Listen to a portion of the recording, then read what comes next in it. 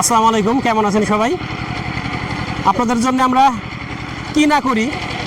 আজকে ফরিদপুর থেকে প্রায় 85 কিলোমিটার দূরে কুষ্টিয়া এবং রাজবাড়ির বর্ডারে আছি। আমরা এখন আসছি শুধুমাত্র আপনাদের হাতে খাঁটি ভেজালমুক্ত আখের গুড় তুলে দেওয়ার জন্য।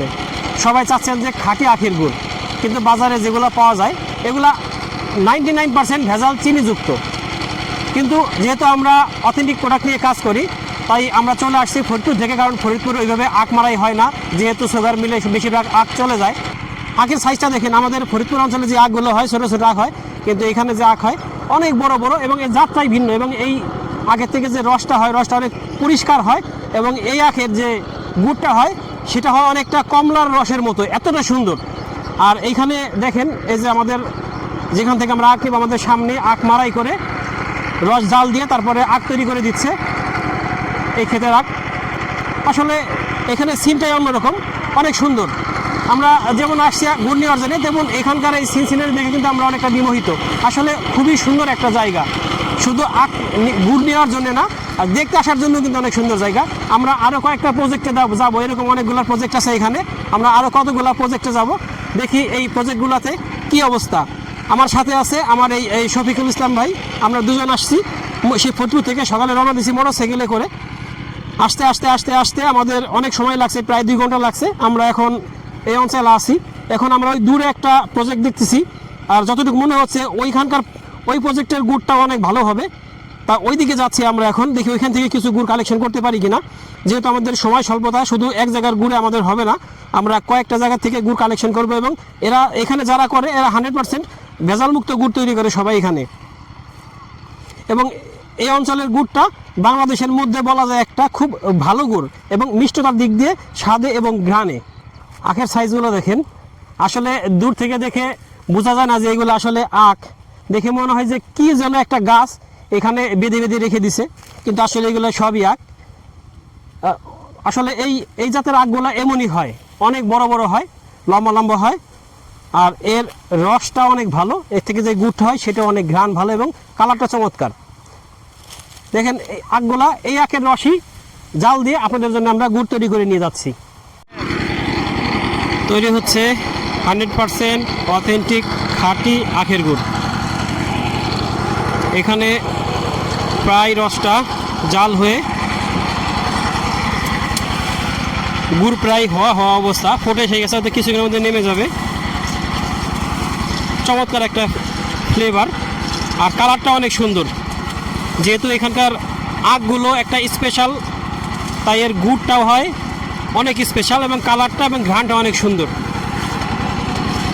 আমরা সবসময় চেষ্টা করি আপনাদেরকে অথেন্টিক প্রোডাক্ট দেওয়ার জন্যে। একটু দেখেন, আমার শফিক ভাই ধরে আছে আখটা কত বড়। তাহলে দেখেন যে এই আখের গুড় ভালো না হয়ে কোথায় যাবে। এখানে এই আখগুলো রাখছে, আর এই মেশিন এখান থেকে মাড়াই করে তারপরে রস নিয়ে জাল দিচ্ছে। আসলে এগুলো দেখলেও মনের একটা শান্তি। আসলে আমার দেশে কত কিছু হয়, কিন্তু আমরা কিছু চোখের আড়ালে রাখি, তাই আমরা দেখতে পারি না। একটা বিচিত্র অভিজ্ঞতা। এখানে আখ মারাই করছে, আর পাখিরা আসছে পোকা খাওয়ার জন্যে, শত শত পাখি। এক অপূর্ব দৃশ্য। এগুলো সব পাখি এখানে, শালিক আছে, ফিঙে আছে।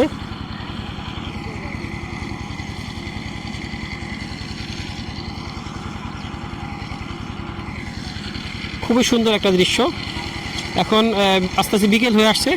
সকালের দিকে যেমন রোদটা ছিল অনেক কড়া, এখন সেই রোদটা নাই, রোদটা অনেকটা কমে আসছে, যার জন্য আমাদের কষ্টটা কম হচ্ছে। আমরা আরেকটু অপেক্ষা করি, গুড়টা যখন নামে তখন আপনাদেরকে দেখাবো। বড় বড় চুলা, প্রচণ্ড তাপ, আর এই যে টিনের ভিতরে গুড়টা জাল দেওয়া হয় বা রসটা জাল দেওয়া হয় সেটা অনেক বড়। একবারে যে পরিমাণ রস জাল দেওয়া হয় তাতে প্রায় 60 থেকে 65 কেজি গুড় হয়। এখন হয়ে গেছে, এখন নামিয়ে ফেলবে এখান থেকে, তারপরে ঢালবে। আর সর্বশেষ আমরা কিন্তু আবার ছাঁকনি দেই, মানে এই গুড়টাও ছাঁকি, গুড়টা ছেঁকে তারপরে আমরা এটা টিনে ভরি।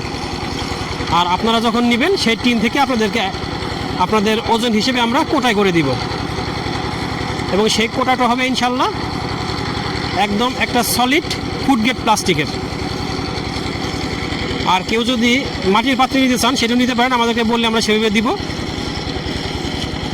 মোট কথা আপনারা যেভাবে চান আমরা সেভাবেই আপনাদেরকে দিতে পারবো। এই খাঁটি গুড়টা, এই গুড়টা হয়ে গেছে, খুবই সুন্দর চমৎকার একটা কালার আসছে। আসলে আগ ভালো হলে গুড় ভালো হবেই, আর আগ যত খারাপ হবে গুড় তত খারাপ হবে। আর আমাদের ফরিদপুর অঞ্চলের যে আগটা হয় সেগুলো কিন্তু এত বড় বড় হয় না, এই জাতের না।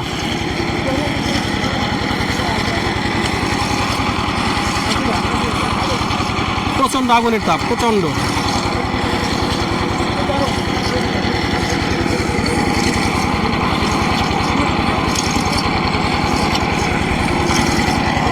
এখানে এই যে গুড়টা নেমে গেছে, এখন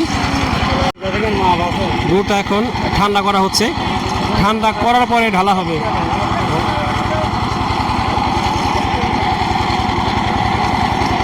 যদিও দেখা যাচ্ছে অনেক পাতলা বা ঝোলা, কিন্তু এটাই যখন ঠান্ডা হবে তখন জমাট বেঁধে যাবে, এবং জমাট বেঁধে সুন্দর একটা গুড়ের আকৃতি এসে যাবে।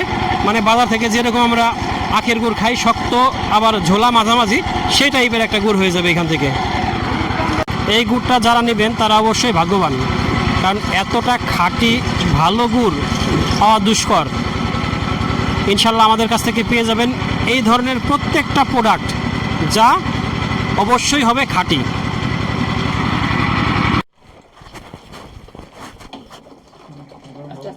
এই গুড় প্রসেসিংয়ের সর্বশেষ ধাপ, এখানে সেকে ঢালা হচ্ছে। সাধারণত সবাই ছাঁকে না, কিন্তু আমরা ছাঁকি যাতে আর কিছু ময়লা থাকলেও সেটা একদম পরিষ্কার হয়ে যাবে।